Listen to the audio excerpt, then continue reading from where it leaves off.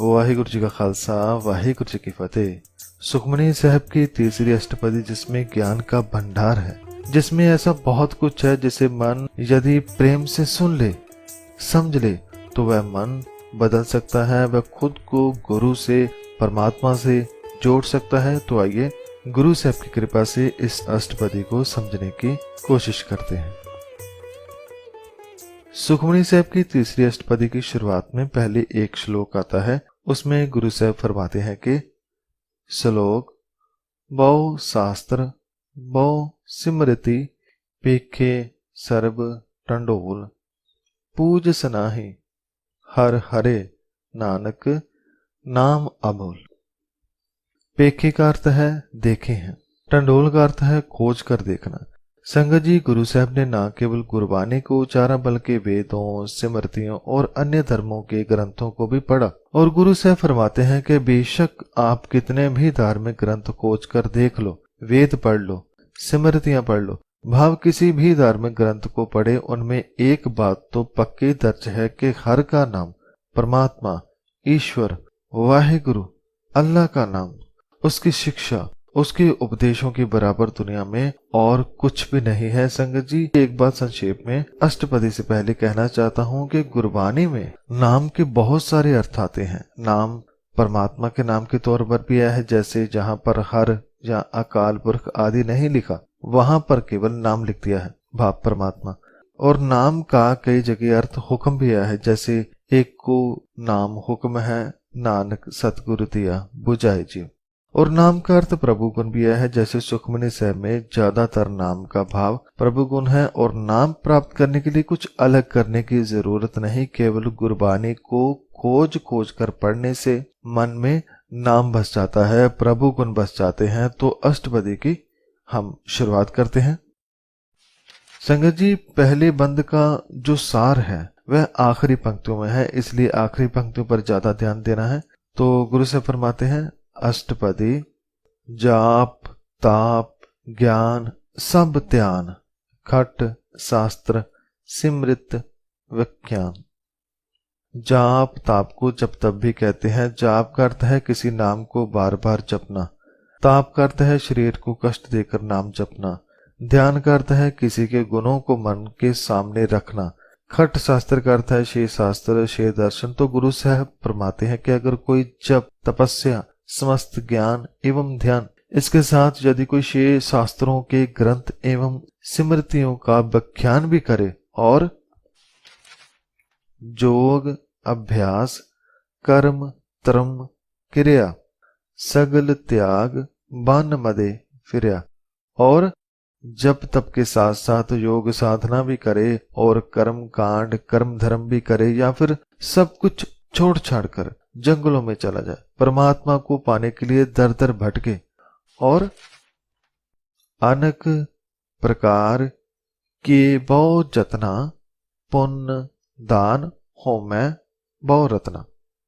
और ऊपर बताए ऐसे और भी अनेकों प्रकार के कोई इंसान यत्न करता है। इसके अलावा पुण्य भी करता हो, दान भी करता हो, होम यज्ञ भी करता हो, हवन में घी आदि डालकर यज्ञ भी करता हो, और इतना ही नहीं, शरीर कटाए होमै कार्य राते वर्त नेम करे बहु पाते। इससे भी बड़ी बात कि यदि कोई अपने शरीर को काट काट कर और आग में जला दे, कई किस्मों के वह व्रत रखे एवं नियमों का पालन करे। लेकिन ये जितना भी ऊपर बताया उसके बारे में गुरु साहब आखिरी पंक्ति में नतीजा निकाल कर फरमाते हैं कि नहीं तुल राम नाम विचार नानक गुरमुख नाम जपिए एक बार। गुरु साहब फरमाते हैं कि शरीर को कष्ट देना और तरह तरह के जप तप करना, इन सभी प्रकार के कर्मों से ऊपर क्या है? राम नाम विचार, भाव परमात्मा के नाम की विचार करने, इसके बराबर और कोई धर्म कर्म नहीं है। यही सबसे बड़ा धर्म है।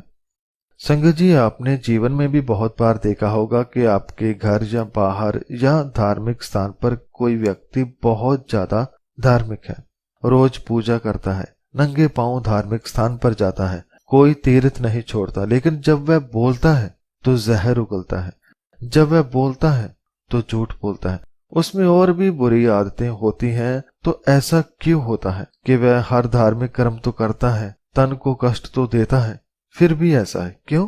क्योंकि नाम की विचार नहीं की, जो धार्मिक ग्रंथ में लिखा है उससे मन नहीं लगाया। ये सबसे जरूरी कर्म था। जब मन लगाकर ग्रंथों की विचार की जाए तो मन तो सुधरता ही है, लेकिन इसके साथ हमारे बाकी सारे कर्म भी अपने आप शुद्ध हो जाते हैं। इसलिए गुरु साहब फरमाते हैं कि नाम के बराबर, प्रभु गुणों के बराबर कुछ नहीं। हे नानक, गुरु के सन्मुख होकर नाम को जपो, अपने तरीके से नहीं, गुरु के तरीके से। ऐ मेरे मन, एक बार तो नाम को जप, एक बार तो गुरु के बताए मार्ग पर चल, एक बार तो जो गुरबानी में लिखा है उसे समझ। इसके बाद दूसरा बंद शुरू होता है। इसमें भी इसी प्रकार का बंद है, जिसमें आखिरी की पंक्तियों में सार है। तो गुरु साहब फरमाते हैं कि 9 खंड पृथ्वी फिरै चिर जीवे, महा उदास तपेसर थीवे। पृथ्वी यानी पृथ्वी, चिर जीवे यानी बहुत लंबी आयु। यदि कोई इंसान सारी धरती को घूम ले, या फिर बहुत लंबी आयु को भोग ले, या फिर वह बहुत बड़ा उदासी या तपस्वी बन जाए, और इसके साथ अगन, माह, होमत, प्राण, कनक, अश्व, हैवर, पोमदान, या फिर खुद को अग्नि में होम कर दे, हवन कर दे, या फिर बहुत बड़ा दानी बन जाए, सोना, घोड़े, जमीन आदि दान करे, या फिर न्योली कर्म करे बहु आसन, जैन मार्ग संयम अथ साधन, या फिर न्योली कर्म करे। न्योली कर्म एक योगासन है, और इसके साथ यदि कोई जैनियों के मार्ग पर चलकर अत्यंत कठिन साधना करे तथा तपस्या करे। संगत जी, जैनी लोग जब चलते भी हैं तो रास्ता साफ कर करके चलते हैं। उनका खाना पीना, चलना बैठना बहुत ध्यान मांगता है। और इसके बाद गुरु साहब फरमाते हैं कि निमख निमख कर शरीर कटावे, तो भी होमै मैल न जावे। गुरु साहब फरमाते हैं कि ऊपर दिए चाहे सारे कर्म कर लो, और यहाँ तक के शरीर को छोटा छोटा करके कटवा भी लो। भाव इतना बड़ा यदि कोई भक्त बन जाए, फिर भी उसके मन के अहंकार की मैल दूर नहीं होती। तो अंत में, इस दूसरे बंद के अंत में गुरु साहब सार समझाते हैं। आगे वाली 2 पंक्तियों में समझाते हैं कि हर के नाम समसर कछ ना है, नानक गुरमुख नाम जपत गत पाह। गुरु साहब फरमाते हैं कि ऊपर बताए साधनों में से सबसे बड़ा साधन है हर के नाम को जपना। उसके नाम के बराबर और कुछ भी नहीं है। लेकिन जपना क्या है? गुरु की वाणी को पढ़ना, समझना, जीवन में अपनाना। हे नानक, गुरमुख जपत भाव, जो मन गुरु के सन्मुख होकर गुरु के बताए मार्ग पर चलकर नाम जपता है, वह बड़ी ऊंची आत्मिक अवस्था हासिल कर लेता है। तो तीसरा बंद यहां से शुरू होता है, जिसमें गुरु साहब फरमाते हैं कि मन कामना तीर्थ देह छुटै, गर्भ गुमान ना मनते हुटै। अर्थात कई इंसानों की इच्छा होती है कि जब दुनिया से जाऊं तो तीर्थ देह छुटै, भाव के जाने के समय मेरा अंतिम श्वास किसी तीर्थ पर निकले। क्यों? क्योंकि जाते वक्त कम से कम किसी तीर्थ से जाऊंगा तो हो सकता है मैं स्वर्ग जाऊं, या फिर तीर्थ से जाऊंगा तो लोग सोचेंगे कि मैं कितना बड़ा भक्त था, सेवक था, लोगों की नजरों में मेरी इज्जत बनेगी। लेकिन गुरु साहब फरमाते हैं कि ऐसा कुछ भी करने से मन का अहंकार कम नहीं होता। संगत जी, जो इंसान अच्छा है उसे अच्छा ही कहा जाएगा, चाहे कहीं भी वह शरीर छोड़े, और जो बुरा है उसे बुरा ही कहा जाएगा। इसके बाद गुरु साहब फरमाते हैं कि सोच करे दिनस अर रात, मन की मैल ना तनते जात। सोच का यह अर्थ है स्नान। अर्थात यदि कोई मनुष्य दिन रात तीर्थों पर स्नान करता रहे और सोचे कि ऐसा करने से मेरे पाप माफ हो जाएं, मैं ठीक हो जाऊं, तो ऐसा नहीं होता। गुरु साहब फरमाते हैं कि जो मैल मन पर लगी है उस मैल को तन साफ करके नहीं निकाला जा सकता। मन की मैल साफ करनी है तो मन को स्नान करवाना पड़ेगा, और मन का स्नान गुरु की वाणी से होता है। जैसे जैसे वाणी हमारे भीतर जाती है, जैसे जैसे परमात्मा की बात मन को लुभाती है, तो मन की मैल उतरती है, मन साफ होता है। तो संगत जी, किसी खास स्थान पर मरने से मन का अहंकार नहीं जाता। किसी खास स्थान पर स्नान करने से भी मन का अहंकार नहीं जाता। लेकिन किसी खास स्थान पर जो बात कही जा रही है, जो ग्रंथ पढ़े जा रहे हैं, यदि उसका मन को स्नान कराया जाए तो मन का अहंकार जरूर चला जाता है। एक बार फिर गुरु साहब फरमाते हैं कि इस देही को बहु साधना करे, मानते कबहू ना बिख्या टरे। इस देह की, तन की यदि हम बहुत साधना करें, इसका बहुत ख्याल रखें, इसे क्या चाहिए सब कुछ दें, लेकिन मन को वैसा ही छोड़ दें, तो मन पर जो माया का प्रभाव है, जो बुरे विचारों का प्रभाव है, वह कम नहीं होता। गुरु साहब हमें इन सभी उदाहरणों से समझा रहे हैं कि तन को साफ रखना है तो उसके लिए अलग साधन है, और मन को साफ रखना है तो उसके लिए अलग साधन है। गुरु साहब एक और उदाहरण देकर समझाते हैं कि जल तो वह बो देह अनीत, शुद्ध कहाँ होए काची पीत। भाव की इस नासुंद शरीर को कितना भी साफ करो, कितना भी जल से धो लो, ये कच्ची दीवार, ये शरीर कहाँ शुद्ध होता है। संगत जी, शरीर कभी भी शुद्ध नहीं हो सकता। हाँ, साफ हो सकता है, स्वच्छ हो सकता है, और इसे साफ करना हमारा फर्ज भी है। पर जो चीज शुद्ध हो सकती है उस पर ध्यान देने की जरूरत है, वह है मन, हमारी सोच, हमारे विचार। इसे जरूर पवित्र किया जा सकता है, शुद्ध किया जा सकता है। इसलिए गुरु साहब मन को समझा रहे हैं कि मन हर के नाम की महिमा ऊंच, नानक नाम उदरे पतित बहु मूच। ऐ मन, हरि के नाम की महिमा बहुत बड़ी है, ऊंची है, महान है। तू उसके साथ जुड़ और खुद को पवित्र कर, शुद्ध कर।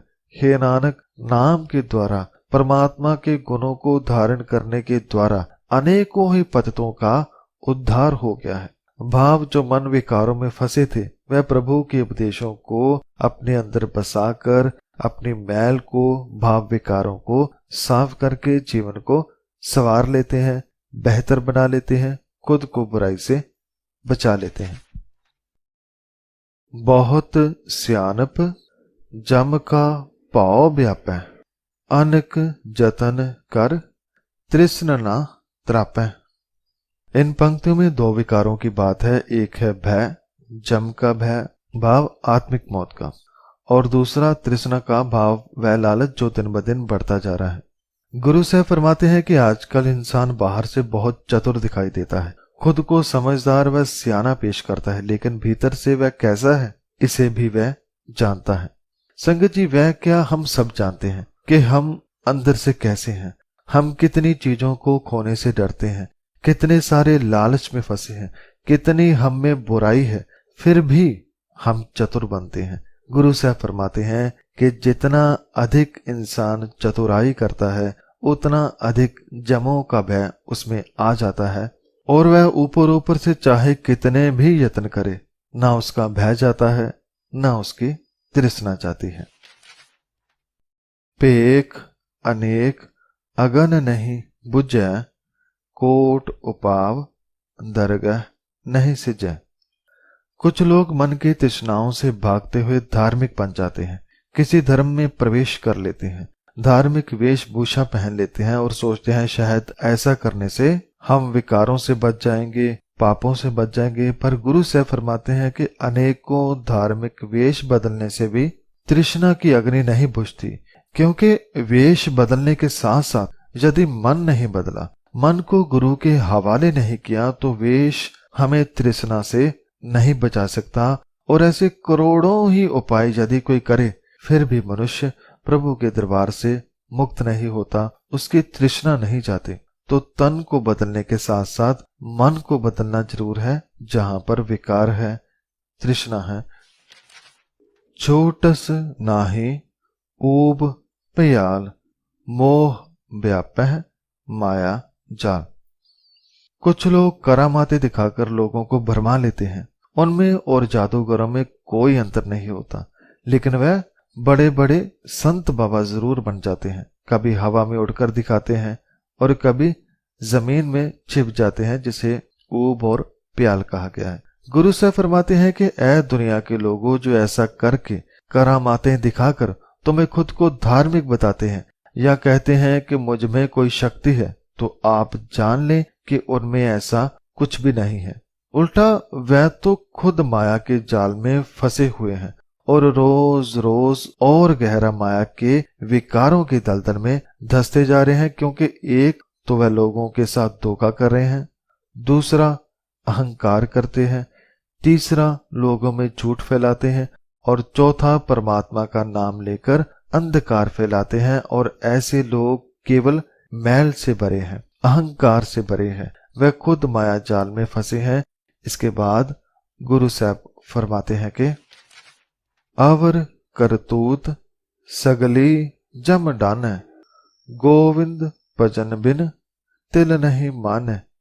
संगत जी, ऊपर जितनी भी बातें बताई हैं, गुरु साहब फरमाते हैं कि ऐसे किसी भी कर्म से, करतूत से हमें जम से सजा मिलती है। भाव जो कर्म धर्म हम चतुराई से करते हैं, धोखे, लोभ या अहंकार से करते हैं, वह हमारे लिए सजा बन जाते हैं। जैसे कहा जाता है कि जम आत्मा को दंड देते हैं, ऐसे ही विकार मन को दंड देते हैं। और वह सजा, वह दंड क्या है? संगत जी, मन को मोह लग जाना, अहंकार पैदा हो जाना, तृष्णा पैदा हो जाना, ये मन की सजा ही तो है। ये मन में आग ही तो पैदा करते हैं। बेचैनी, नफरत इन्हीं के कारण तो पैदा होती है। मन का विकारों में फंस जाना अपने आप को सजा देना है। और गुरु से फरमाते हैं कि और कितने भी कर्म कर लो, मन नहीं मानता। मन मानता है तो केवल गोविंद के भजन से, प्रभु उपदेशों से, गुरबानी द्वारा नाम जब मन में आता है, तब मन सुधरता है, तब मन मान जाता है। हर का नाम जपत दुख जाए, नानक बोले सहज सुपाए। इसलिए अब गुरु से फरमाते हैं कि हर का नाम जपना चाहिए। हर का नाम जपने से, गुरबानी द्वारा परमात्मा का गुणगान करने से मन के दुख दूर होते हैं। दुख क्या है? अवगुण, विकार, ये दूर हो जाते हैं, जम दूर हो जाते हैं, सजा मिलनी बंद हो जाती है। और गुरु साहब ये वचन सहज स्वभाव में बोल रहे हैं, हमें सुधारने के लिए, मन को सही राह दिखाने के लिए ये बोल, ये वचन, ये उपदेश फरमा रहे हैं। तो यहां तक 4 बंद पूरे हुए हैं। इसके बाद गुरु साहब फरमाते हैं कि 4 पदार्थ जे को मांगे, साध जना की सेवा लागे। पहले माना जाता था कि 4 पदार्थों को पाना या धारण करना जरूरी है। ये 4 पदार्थ हैं धर्म, अर्थ, काम और मोक्ष। धर्म भाव जीवन का कर्तव्य, अर्थ यानी भौतिक साधन, काम यानी उचित कामनाएं जो जरूरी हैं, और मोक्ष भाव बंधनों से छुटकारा। तो गुरु से फरमाते हैं कि इन चारों को जीवन में लाना है तो कुछ अलग से करने की जरूरत नहीं, बस उनकी सेवा में लग जाओ जिन्होंने खुद को साध लिया है, सुधार लिया है। जो भगत जन रब से जुड़े हैं, उनकी संगत करो। जे को अपना दुख मिटावे, हर हर नाम हृदय सद गावे। और जो 4 पदार्थ नहीं चाहते, केवल अपना दुख दूर करना चाहते हैं, मन के दुख को मिटाना चाहते हैं, तो वह हर हर नाम हृदय सद गावे। वह परमात्मा के गुणों को वह गाए, उसे याद करें। जैसे जैसे याद करेंगे, मन में सद्गुण आएंगे और अवगुण भाव दुख दूर हो जाएंगे। जे को अपनी शोभा लोरे, साध संग एह हो मैं छोरे। छोरा भाव छोड़ना। और जो कोई अपनी शोभा बढ़ाना चाहता है तो वह क्या करे? वह साध संग में जाए, गुरु की संगत करे, गुरबानी की संगत करे, कथा कीर्तन सुने। जैसे जैसे मन गुरबानी में लगेगा, मन का अहंकार, हौमै दूर होगी और शोभा बढ़ेगी। संगत जी, शोभा या इज्जत धनवान होने से या सियाना होने से या कोई बड़ा आदमी होने से, नेता होने से नहीं बनती, बल्कि मन में से अहंकार दूर हो जाए तो इलाके में उसकी शोभा बढ़ जाती है। जैसे कि अक्सर कहा जाता है कि अहंकारी इंसान ऊंचे पद पर होकर भी लोगों की नजरों में नीचा रहता है, क्योंकि अहंकारी है। और जिसने अहंकार दूर कर लिया है, अभिमान दूर कर लिया है, वह व्यक्ति हर मन पर राज करता है, वह लोगों की नजरों में ऊंचा हो जाता है। जे को जन्म मरण ते डरै, साध जना की सरणी पर। और यदि कोई जन्म मरण के चक्कर से डरता है, उसे दिन रात मौत का भय सताता है या विकारों में गिरने से डरता है, तो साध जना की शरण में जाए, गुरु साध की शरण में जाए। शरण में जाने का भाव, चरणों में जाने का भाव गुरु साहब की वाणी से जुड़ना है, गुरु से जुड़ जाना है। जो मन गुरबाणी से जुड़ता है उसका हर प्रकार का भय दूर हो जाता है। जिस जन को प्रभ दर्श प्यासा, नानक ताक बल बल जासा। गुरु साहब ने पहली पंक्तियों में समझाया कि दुख दूर करना है या शोभा बढ़ानी है या भय से मुक्त होना है तो क्या क्या करना है। लेकिन इस 5वें बंद के आखिर में फरमाते हैं कि जिस भगत जन को प्रभु के दर्शनों की प्यास है, उसे हम कोई सलाह नहीं दे सकते। उस पर तो केवल कुर्बान हुआ जा सकता है, सदके जाया जा सकता है, क्योंकि ऐसे भगत जन बहुत कम होते हैं जिनके अंदर इस तरह की प्यास पैदा होती है। तो यहां तक 5 बंद हुए। अब आगे गुरु साहब फरमाते हैं कि सगल पुरख में है, पुरख प्रधान, साध संग जाकै मिटै अभिमान। सगल पुरख में भाव सभी इंसानों में से वह इंसान महान है जिसने साध संग में जाकर मन के अभिमान को मिटा लिया है। जिसका अहंकार दूर हो जाए, अभिमान मिट जाए, उस जैसा महान और प्रधान और कोई नहीं। आपस को जो जाने नीचा, सौ गणिय सबते ऊंचा। गुरु साहब फरमाते हैं कि जो खुद को नीचा जानता है उसे सबसे ऊंचा समझना चाहिए। नीचा हो जाने का क्या भाव है? इसका भाव है किसी के पास ज्ञान है पर उसे ज्ञान का अहंकार नहीं, पैसा है मगर पैसे का अभिमान नहीं, नाम है, शोहरत है पर फिर भी विनम्र है, ताकत है लेकिन जुल्म नहीं करता, नेता है मगर ईमानदार है, लोगों की भलाई के काम करता है। तो संगत जी, ऐसे मन जो होते हैं, जो खुद को नीचा विनम्र समझकर जीते हैं, अपनी ताकत या गुण का अहंकार नहीं करते, वह ऊंचे होते हैं, महान होते हैं। जा का मन होए सगल की रेना, हर हर नाम तिन कट कट चीना। जिसने खुद को सभी के चरणों की धूल समझ लिया है, भाव जो मन से मस्कीन है, मन से विनम्र है, मन से दया और सब्र से भरा है, जिसके मन में सबके लिए प्रेम है, उसी ने सबके अंदर घट घट में उस रब को पहचान लिया है, उसी ने ही हरि परमेश्वर के नाम को प्रत्येक हृदय में देख लिया है। मन अपने ते बुरा मिटाना, पेख है सगल श्रेष्ठ साजना। गुरु साहब फरमाते हैं कि यदि सबको अपना मित्र बनाना है तो कुछ और करने की जरूरत नहीं, बस मन में से बुराई मिटा दो, किसी के लिए बुरा सोचना छोड़ दो, फिर सभी अपने ही लगेंगे, सभी दोस्त लगेंगे, सभी मित्र लगेंगे। सुख दुख जन सम दृष्टेता, नानक पाप पुण्य नहीं लेपा। एक और बहुत बड़ी बात गुरु साहब समझाते हैं कि जिस मन ने सुख और दुख को एक जैसा मान लिया है, जिसने समझ लिया है कि दुख सुख तो जीवन में आने ही है, ये हर किसी पर आते हैं, तो ऐसा मानने वाला मन पाप और पुण्य से निर्लेप हो जाता है। कहने का भाव कि लोग अक्सर ये कहते हैं कि यदि ऐसा करेगा तो पाप लगेगा, यदि कुछ वैसा करेगा तो पुण्य मिलेगा, सुख मिलेगा। पर जो सुख दुख पाप पुण्य से ऊपर उठ जाता है वह फिर हर बुरे कर्म से बच जाता है। वह सुख पाने के लिए या दुख को भगाने के लिए कोई गलत काम नहीं करता, वह इन सब से बच जाता है। तो 7वें बंद की शुरुआत में गुरु साहब फरमाते हैं कि निर्धन को धन तेरो नाव, निथावे को नाव तेरा थाव। औरों के लिए सबसे कीमती दौलत कुछ और हो सकती है, लेकिन भगत के लिए सबसे कीमती है रब का नाम, उसके गुण।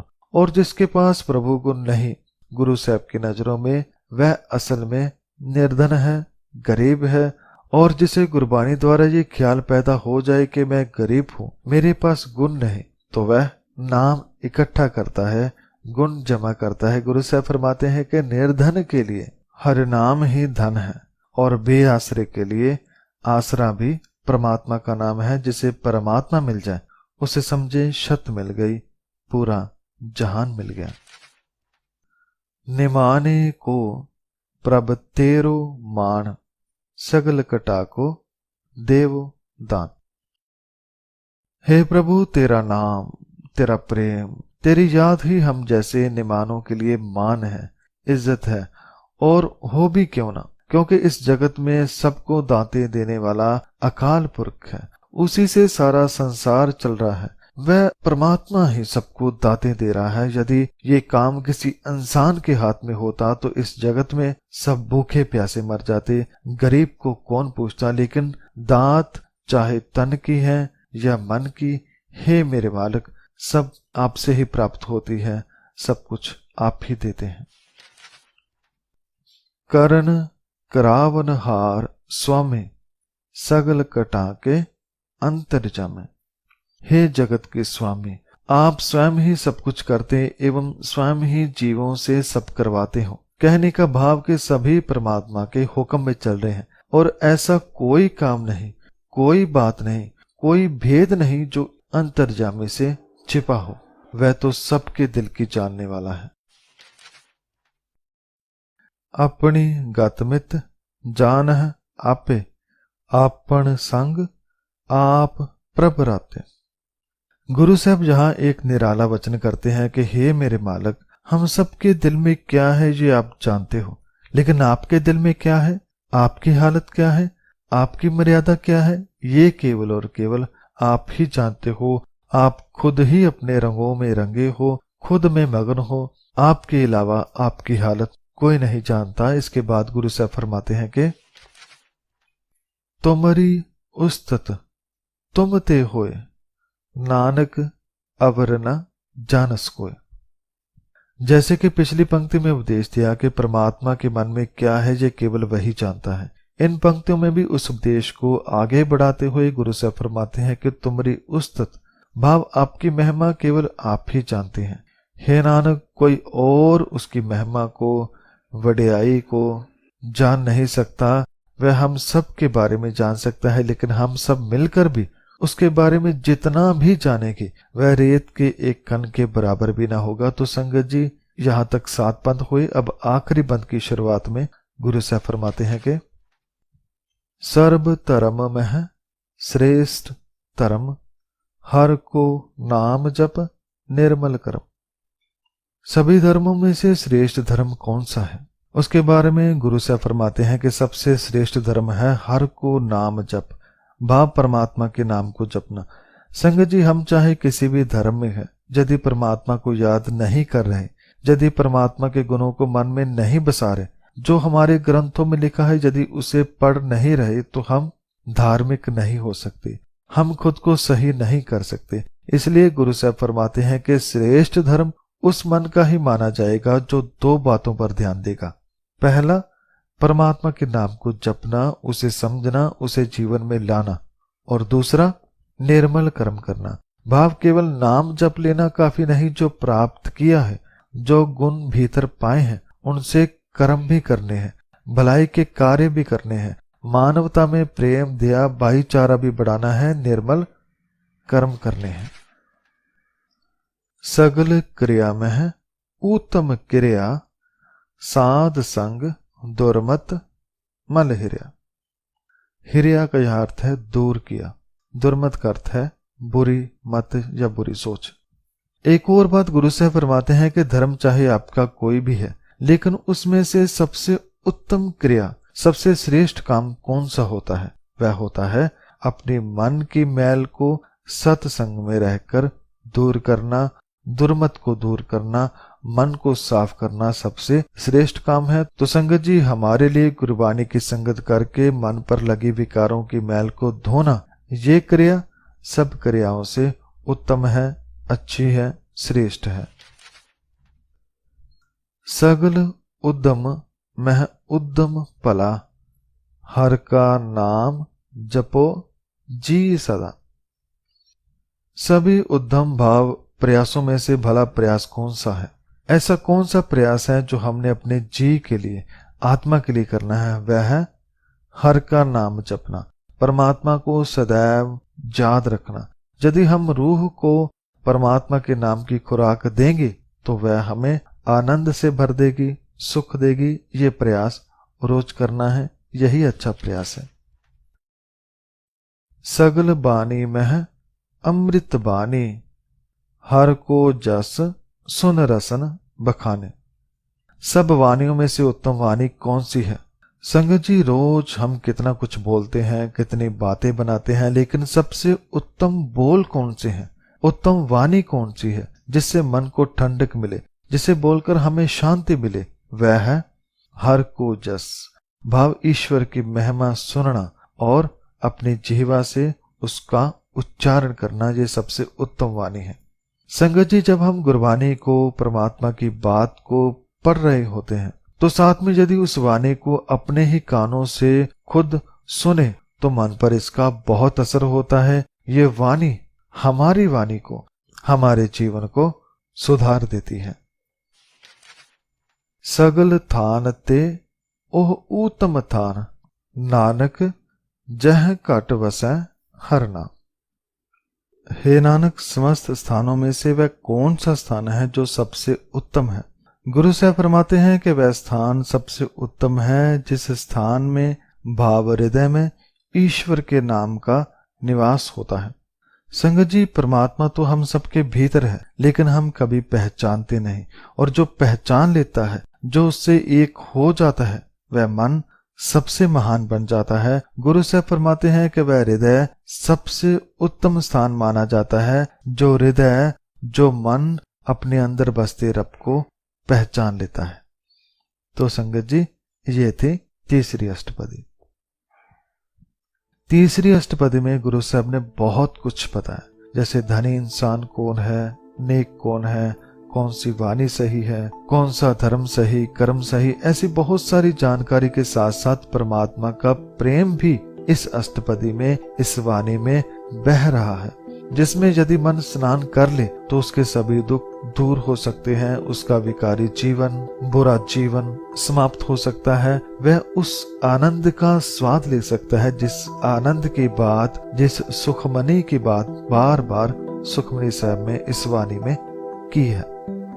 तो संगत जी, चौथी अष्टपदी को हम अगली वीडियो में समझने का प्रयास गुरु साहब की कृपा से करेंगे। अंत में श्री गुरु ग्रंथ साहब जी को कोटि कोटि नमन, जो वह हमसे ये सेवा ले रहे हैं, और आप सभी संगत का भी बहुत बहुत धन्यवाद। वाहिगुरु जी का खालसा, वाहिगुरु जी की फतेह।